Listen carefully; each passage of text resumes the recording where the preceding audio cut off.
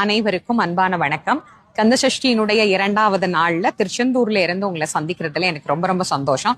திருச்செந்தூர்ல செந்தில் ஆண்டவர் சண்முகர் நமக்கு எப்படி அருள் புரிகிறாரோ அது போலவே சத்ரு சம்ஹார மூர்த்தி பிரகாரத்தில இருந்து அருள் புரியக்கூடியவர்.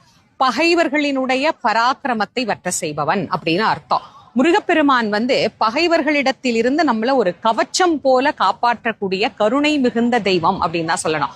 பகைவர்களினுடைய தீய பார்வை, போட்டி, பொறாமை இது எதுவுமே நம்ம மேல படாம, அதே மாதிரி சொல்றாங்கல்ல, கண் திருஷ்டி, பில்லி, சூனியம், ஏவல், செய்வினை இது எதுவும் நம்மளை அண்டாம நம்மள அப்படியே அரவணைத்து காப்பாற்றக்கூடிய ஒரு கருணை மிகுந்த தெய்வமாக இந்த சத்ரு சம்ஹார மூர்த்தி விளங்குகிறார்.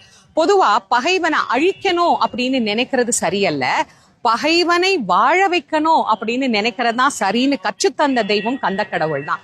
ஏன்னா சூரன் அவர் அழிக்கல, சூரனையும் வாழ்வு கொடுத்து பெருவாழ்வு தந்து அவரையும் தன் அருகிலேயே வைத்திருக்கிறார். பாத்தீங்களா?